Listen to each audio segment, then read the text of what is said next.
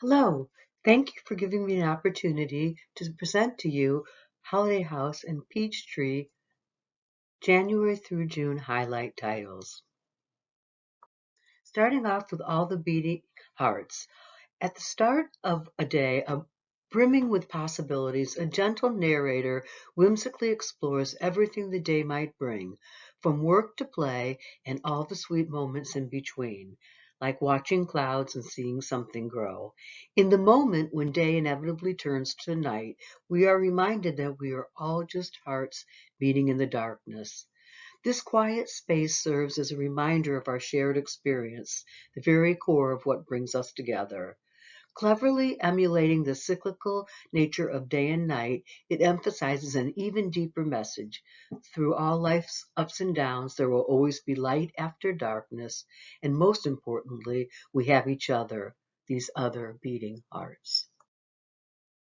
An adorable pup uses his nose when he happens on and helps a lost baby skunk in the latest from favorite storytime beloved author illustrator Jane Carrera. The skunks are cleverly hidden throughout the art. After reading, children can go back and find them. This delightful celebration of good deeds and community is perfect for curling up in a cozy spot and sharing one on one. Lucy and Aunt Augustus are dress shopping, and at the fabulous fashion store there are dresses to suit just about everyone.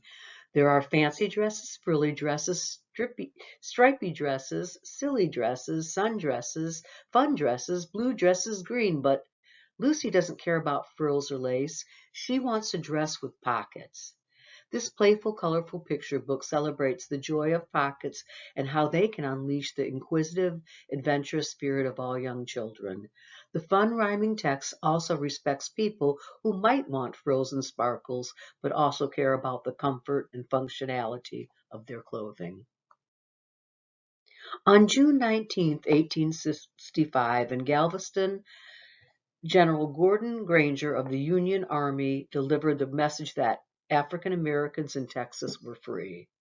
A flag for Juneteenth depicts a close-knit community of enslaved African Americans on a plantation in Texas the day before the announcement is to be made that all enslaved people are free. Young Huldah, who is preparing to celebrate her 10th birthday, can't possibly anticipate how much her life will change that Juneteenth morning. The story follows Huldah and her community as they process the news of their freedom and celebrate together by creating a community freedom flag.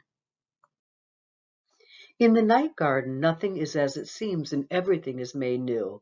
Blinking stars and pale moonlight might reveal a lone cat tiptoeing across the roof, luminous flowers unfurling in the cold air, a mama fox escorting her sleepy cubs home.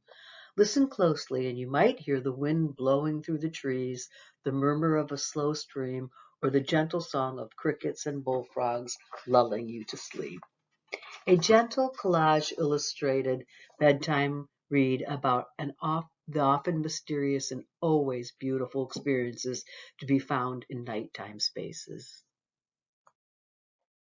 The beloved team, Farhana Zia and Stephanie Pfizer Coleman, are back with another story of an Indian girl and her animal friends. Lolly works hard to earn some money while her animal friends watch. She stirs, she stokes, she pounds, she pours, and off she goes to the market on the twisty, curvy, dusty, stony, prickly, sizzly, whizzly path. What shall she buy with the jingle in her pocket? Something for her friends, or flip-flops for her poor, tired feet? But when Lolly returns home and sees her friends' disappointed faces, she realizes that while hard work pays off, generosity also has its rewards. Inspired by memories of his childhood, Jordan Scott's My Baba's Garden explores the sights, sounds, and smells experienced by a child spending time with her beloved grandmother. My Baba's Garden centers on the unforgettable bonds and lyrically explores a tender and idiosyncratic moment of a child's time with her grandmother and the many ways it is cherished. Sydney Smith's vivid illustrations abstractly capture the dreamlike imagery of those cherished memories and the sensational impressions of a child memory with iconic effect.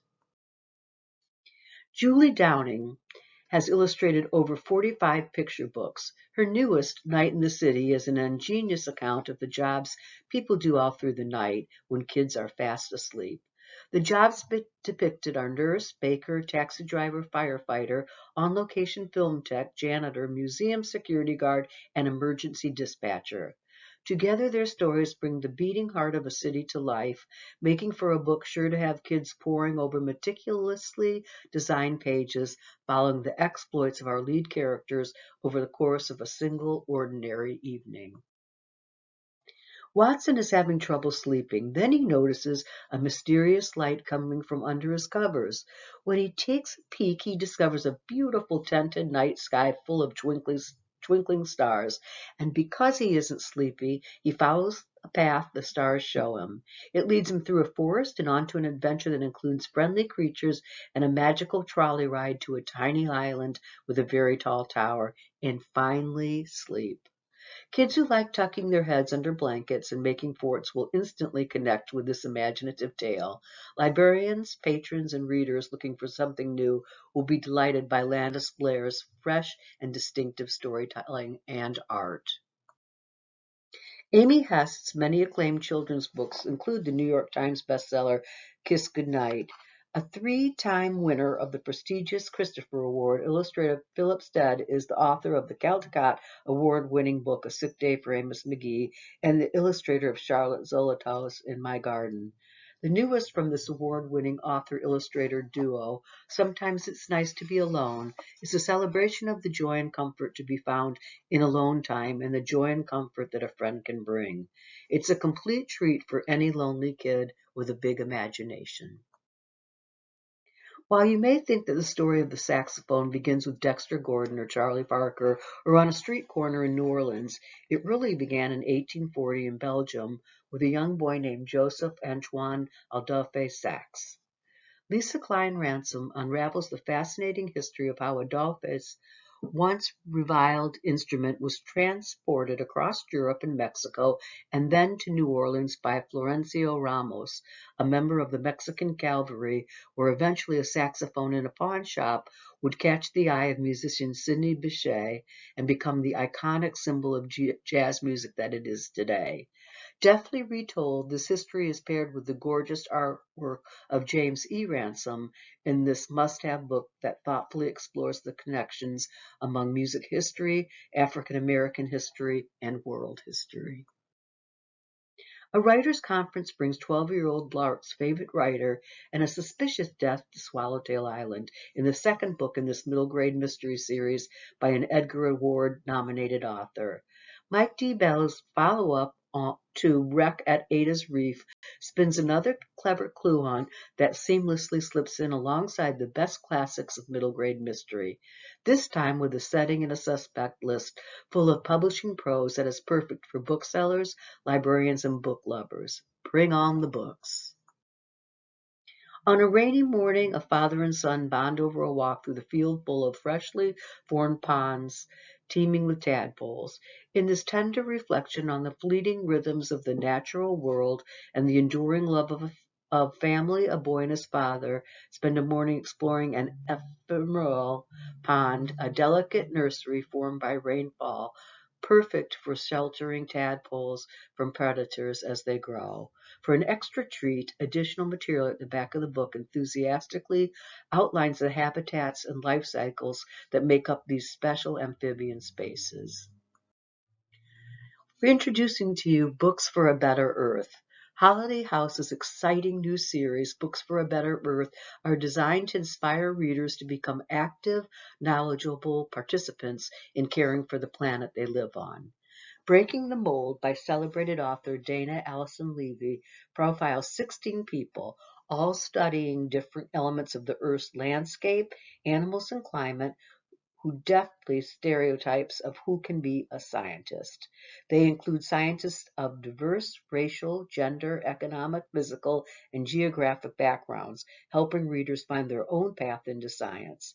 From analytical chemists to volcanologists, from global experts to recent graduates, these scientists share what they were like as young people, how they got where they are now, and what they and the rest of us can do to help the planet.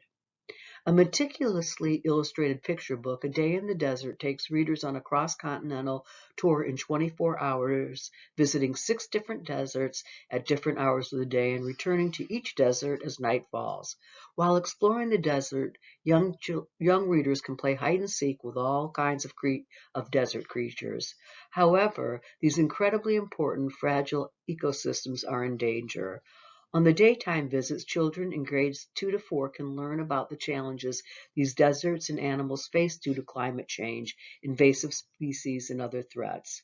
When returning to each desert at night, readers can also learn about what's being done to protect these unique habitats.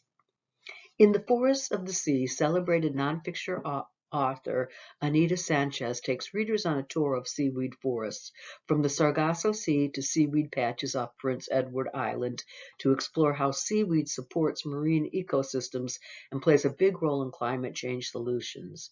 From reducing methane emissions to advances in biofuels, medicines, and more, seaweed science is at the forefront of innovation.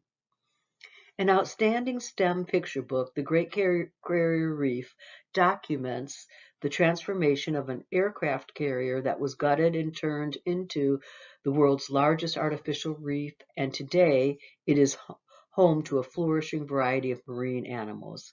Designed to encourage regrowth and protect vulnerable marine life, artificial reefs are a crucial tool in the fight against overfishing, pollution, and warming water temperatures. From reeds used by ancient Sumerians to bendy straws in World War II hospitals, people have changed the straw to fit their need for 5,000 years. Today, however, the useful tool is contributing to the plastic problem polluting our oceans. The Last Plastic Straw teaches kids what they can do to reduce plastic waste and includes back matter with information on the movement to stop plastic waste, a bibliography, and additional resources on plastic pollution. Restoring Prairie, Woods, and Pond is about activism at the community level and tells how a small village transformed a city-owned dumping ground into a nature trail with 3 distinct ecosystems. Filled with beautiful photos, the book will explain how this trail became a valuable outdoor classroom during COVID, a STEM teaching center, a respite for young people, young and old, and a place for community engagement. Team Trash is a sweeping educational adventure that transports readers across continents and centuries. Washington Post contributor Katie Wheeler invites readers into the history of recycling and how readers can reduce plastic waste. Wheeler's fresh journal-style graphic novel acknowledges the reality of plastic pollution while offering accessible activist solutions, playfully illustrated sustainability tips, and an optimistic look into how modern scientists are combating waste. For years, Lila Rose pushed herself to become the ballerina her parents would approve of, but when she collapses on stage and her parents reproach her, she snaps. Sent away to her aunt's cottage on Luna Island for losing her temper, she is spotted by Damian Drake, the angel of the night, whose duty is to select a new bride for the devil every 7 years. When Damian spots Lila on a yacht at sea, he knows he's found the devil's perfect match. Her anger is powerful, and when she dances, flowers spring from her step. What he doesn't expect is to find someone whose trauma reflects his own, who understands what it's like to be a disappointment to one's family, and whose power may actually be enough to end the devil's bargain once and for all. When Lamb tentatively accepts the friendly overtures of a white girl who loans her a book she loves, she sets off a calamitous series of events that pulls in her mother, charming hustler uncle, estranged father and brother, and ends in a lynching. Told with nuance and subtlety, avoiding sensationalism and unnecessary brutality, this young adult novel from celebrated author Lisa Klein Ransom pays homage to the female victims of white supremacy. 3 teenagers unexpectedly meet in a nearby woods called St. Juniper's Folly. The folly and its ghost will bring these 3 teenagers together, but they will each have to face their own internal struggles in order to forge a bond strong enough to escape the folly's shadows in this supernatural mystery starring Mexican American and Puerto Rican American protagonist. St. Juniper's Folly features a charming slow burn and a firmly heartfelt gay romance between a straight-laced golden boy and an outcast loner who break down the walls they've each built around their hearts. St. Juniper's Folly principal characters are queer, filling a hole on the shelves through more inclusive paranormal fiction. In Things I'll Never Say, Casey falls for her two best friends while dealing with the complicated emotions she is feeling over the death of her brother due to an opium overdose. Casey is a fat, athletic surfer who's desired and loved, and her story feels a need for more books featuring fat protagonists where the plot is not about body image. It also shows teens that it's possible to date multiple people in a healthy, communicative way. Author Cassandra Newbold, the editor and a contributor of the YA intersectional fat feminist anthology Everybody Shines, and the creator and host of the Fat Like Me podcast, writes from her own experiences as a bisexual woman. Thank you for all, and for more information and materials, please visit our websites.